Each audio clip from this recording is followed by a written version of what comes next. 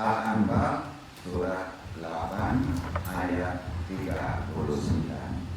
Hikmah dari surat ini, kalau bapak-bapak terjolimi, bapak-bapak sudah tidak ada batas kemampuan bersabar, bapak-bapak harus melakukan penyenangan. Ya, ini berita banyak dunia. Dengan alat perang, bapak baca Al-Anfal 39 langsung saja sembuh. Nanti ayat apa? Jangan dipakai waktu tinggi ya.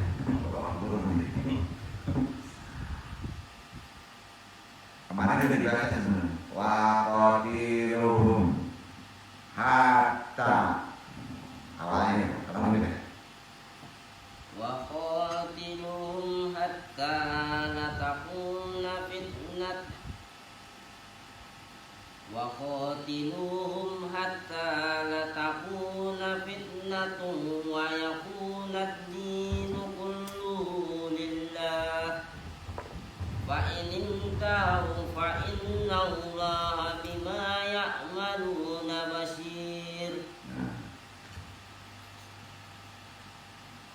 Dan perangilah mereka supaya jangan ada fitnah dan supaya agama itu semata-mata untuk Allah. Jika mereka berhenti dari kekafiran, maka sesungguhnya Allah Maha melihat apa yang mereka kerjakan. Menurut saya ada 3 ayat tadi. Ada 3 ayat. Itu pertama menggunakan ayat untuk menasihati kaum neraka. Kedua, supaya yang kita ada sedikit ada punishment.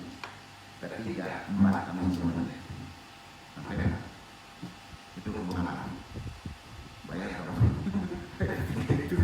udah selesai itu. Makanya disebut ayat yang berita. Ya. Ini paling hafal Hamzah ayat ini. Dia sebelum melakukan sesuatu dia menasihati dengan ayat pertama, masuk ayat kedua, tidak mempan, masuk ayat ketiga datang. Maka komandan militer pertama adalah Hamzah bin Abdul Muthalib, singa Allah. Itulah komandan pertama.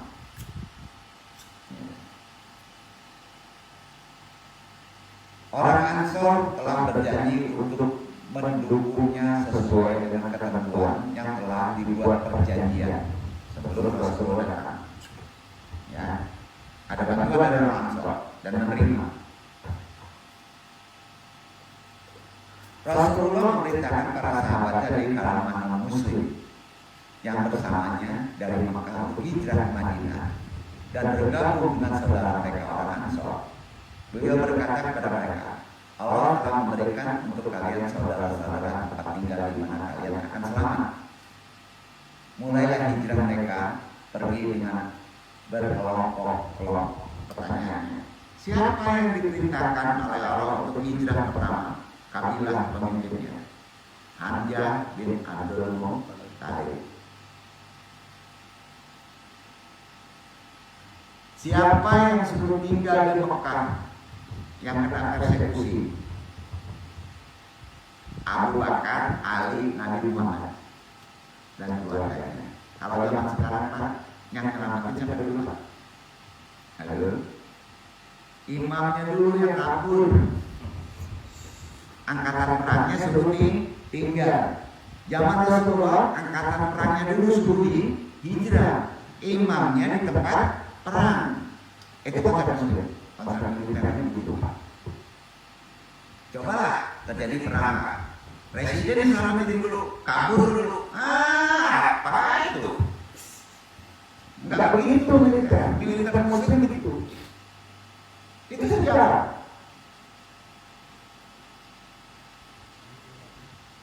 Mereka kemudian pergi berkelompok ke kelompok. Rasulullah tetap tinggal di Mekah.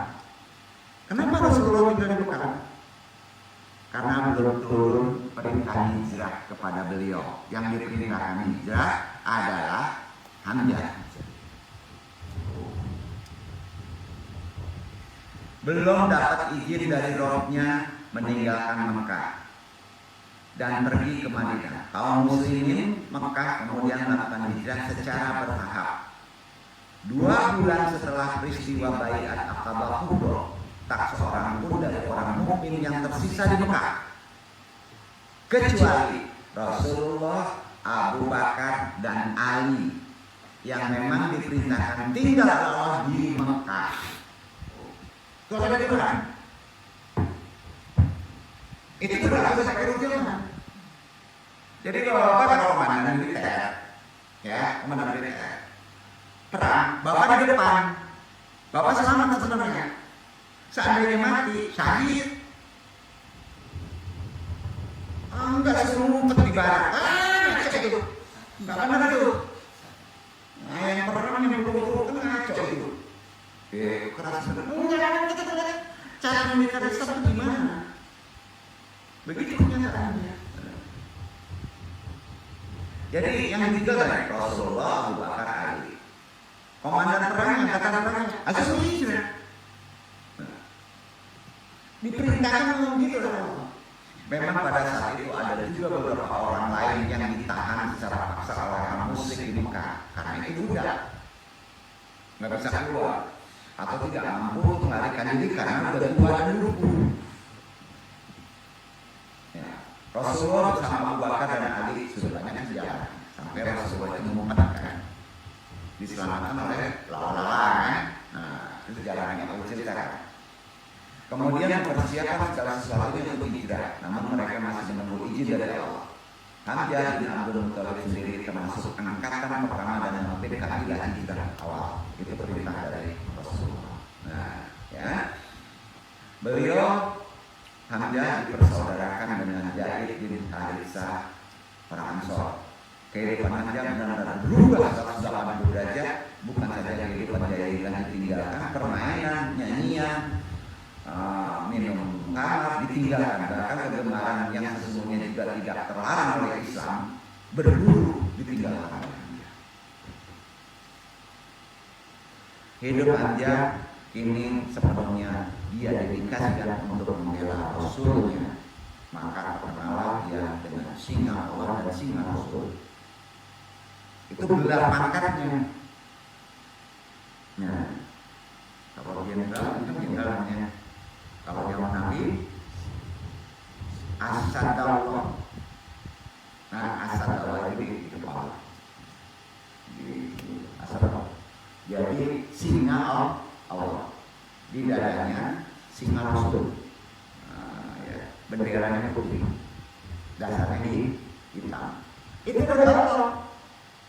Itu jadi gambar-gambar yang bermasalah yang pakai bendera itu. Ada yang dasar hitam, ada yang dasar putih. Nah, yang menggunakan ya, hitam untuk apa, putih untuk apa.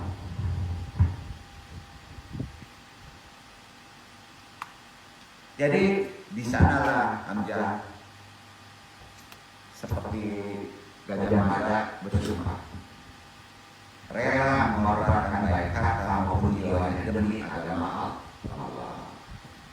Itu bukan sebuah harapan. Sumpah asal Allah di Aqabah.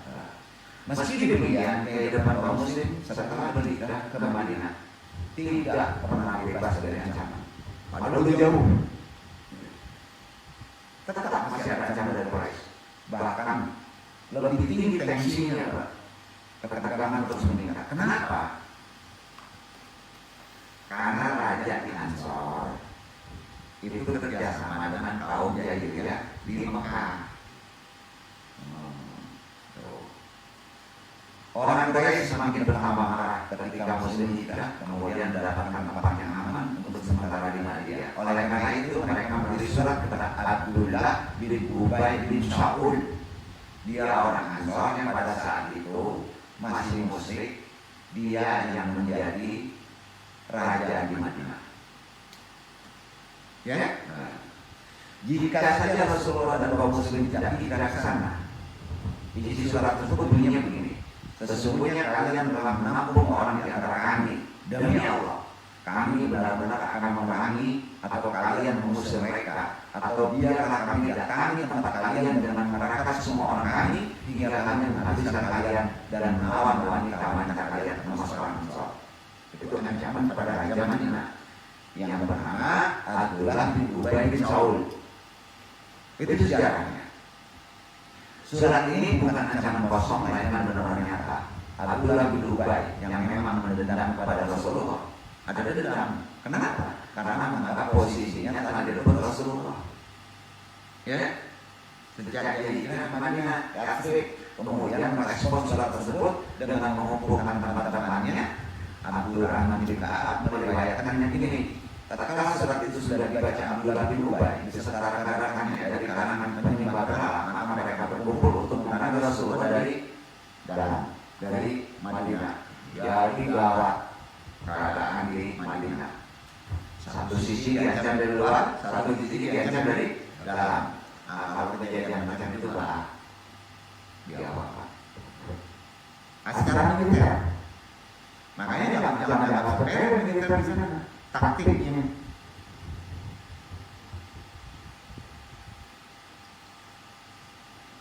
Setelah kejadian itu, Rasulullah langsung menemui Raja Madinah.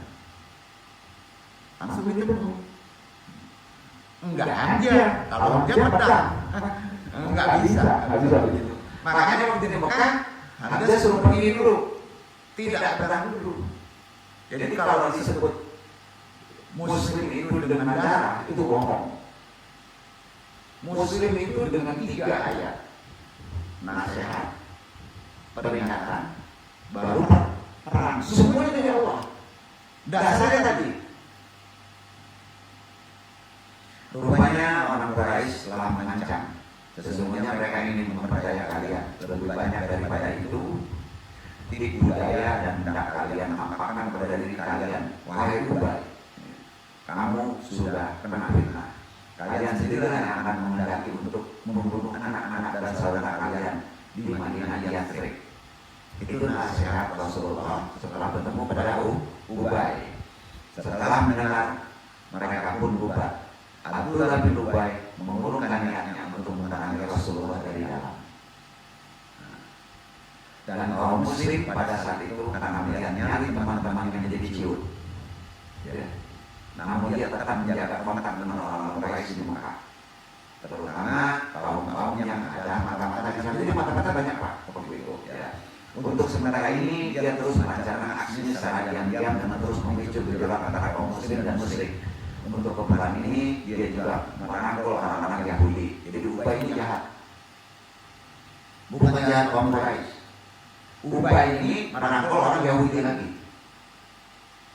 Ditentukan oleh Nabi, didudukan yang paling hebat kaum Yahudi ada menjadi sekretaris Nabi, politik Nabi. Tidak memerangi, dipakai Pak. Jadi itulah cara Nabi untuk mengatasi situasi yang begitu berbahaya. Tetapi dengan bijaksana Rasulullah mampu meredam gejolak dari beberapa waktu ke waktu. Rasulullah SAW dan kaum muslim di Madinah sepenuhnya sadar bahwa mereka belum benar-benar aman dari kaum Quraisy. Cepat atau lambat akan datang sebuah peristiwa besar yang akan segera terjadi dalam waktu yang tidak terlalu lama. Bendera pertama dipersiapkan oleh Rasulullah. Berwarna putih diserahkan langsung Rasulullah kepada Hamzah. Diangkatlah Hamzah menjadi komandan. Kemudian berangkat hanya 30 orang. 30 orang. Dalam satu riwayat, 30 orang tidak menyertakan kaum Ansor. Itu taktik Nabi hanya diambil dari kaum Muhajirin. Ya, tidak dibawa Ansor. Padahal kaum Ansor siap untuk membantu. Makanya 30 orang. Untuk menghalang kabilah Quraisy sebanyak 300 orang yang dipimpin Abu Jahal dari Syria berdagang. Diduluin. Dia pas pulang mau ke Mekah, dihadang dulu. Karena nanti setelah dari Syria, nanti dia akan membalik menyerang lebih gawat. Makanya dihadang 300 orang ini. Oleh Hamzah perintah Rasulullah sebanyak 30 orang. dipimpin oleh Abu Jahal. Kemudian kaum Quraisy di Mekah mengirim utusan ke Madinah untuk menyampaikan pernyataan ancaman tadi. Dia berkata, janganlah kalian bangga terlebih dahulu. Hal itu perlu didudukkan setelah bendera Muslim kurang lebih diserahkan kepada Hamzah. Rasulullah menyadari bahwa pernyataan ini bukan ancaman. Kaum Quraisy memang sedang mempersiapkan serangan kaum Muslim di Madinah pun karenanya selalu berjaga baik siang maupun malam jika suatu waktu serangan telah tiba. Ubaidillah meriwayatkan tatkala Rasulullah dan para sahabat tiba di Madinah lalu dilindungi para Ansar, maka seluruh bangsa Arab sudah sepakat untuk melontarkan satu anak panah kepada mereka. Ya. Tidak pagi, tidak sore mereka siap dengan senjatanya. Di tengah situasi yang rawan seperti ini, Allah menurunkan wahyu. Turun wahyu pada Nabi Muhammad, Quran surat Al-Hajj 2239. Dibaca ya, ulang lagi.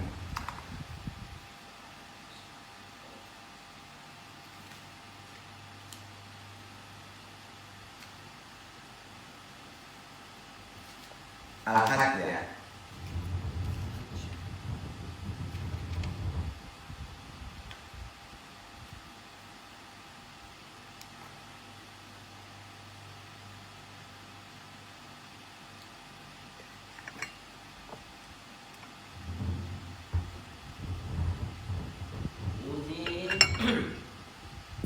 أذين الذين يقاتلون بأنهم ظلموا وإن الله على نصرهم لقدير. Telah diizinkan berperang bagi orang-orang yang diperangi, karena sesungguhnya mereka telah dianiaya, dan sesungguhnya Allah benar-benar Maha Kuasa melawan mereka itu. Penggunaan zaman sekarang saat ini kan kira-kira gimana Pak? Saya tadi perang udah pas kamu mau mancung baca itu Pak, pas mau menembak mau dulu baca ayat itu. Sasaran itu tepat imannya itu duduk Pak, duduk ayat 4. Jadi di Quran juga diajarin taktik perang. Apa kan? Ayat dipakai ya. Ini jawab ini. Ini ayat bunuh nih. Nah ya. Al-Hajj 39. Ayat ini kalau Allah Subhanahu wa Ta'ala meridhoi antum coba yang doa ini menafsirkannya. Allah mengizinkan orang mukmin untuk membunuh, berperang. Setuju Pak? Terutama kepada orang-orang yang musyrik untuk balas memerangi disebabkan setelah sekian lamanya mereka bersabar dalam menghadapi kejoliman. Ya. Tapi jangan langsung pakai ayat ini ya. Ini kan enggak. Masa langsung ayat ini jeder aja dibom. Sangit lah. Ayat pertama dulu, ayat kedua dulu, ayat ketiga dulu, baru pakai ayat ke-4. Ya, di Bapak berimu yang pakai ayat 4.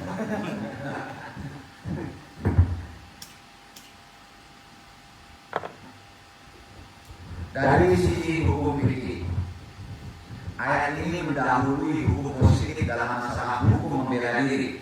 Setuju? Kalau fikih menyebutnya mendahului hukum positif dalam masalah membela diri, itu fikih. Ya, intinya membela diri adalah hal yang dibolehkan apapun akibatnya.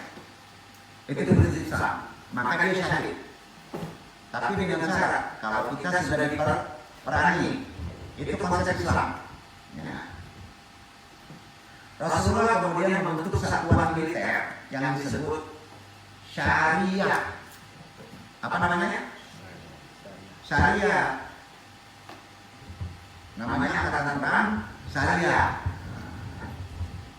Yaitu unit militer yang ditugaskan untuk melancarkan ekspedisi penyerangan awal. Tidak dipimpin oleh Rasulullah secara langsung, angkatan saya ini dibentuk dipimpin oleh Hamzah. Rasulullah memutuskan 30 orang muhajirin ya, untuk menghadang kabilah Quraisy yang dipimpin Abu Jahal dengan 300 orang rombongan di dalamnya. Untuk lebih detailnya, kelompok militer saja yang pertama yang dibentuk oleh Rasulullah dipimpin oleh Hamzah. Ya, itu dibentuk pada 12 Rabiul Awal. Makanya militer pertama yang dibentuk oleh Muslim adalah hari Senin 12 Rabiul Awal 24 September 622 Masehi. Makanya kita dengan sama ini ya, pemerintah Indonesia. Jadi kalau membentuk katakan sebagai hari Senin,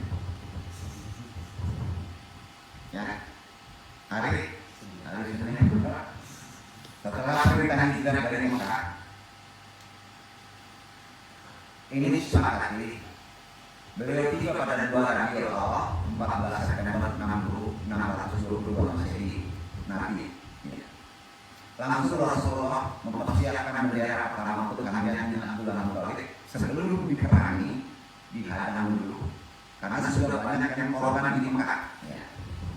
Itu pada bulan Ramadan April 623 Masih jatuh tepatnya di bulan ke-7 setelah hijrah Rasulullah di kota Yatsrib atau Madinah.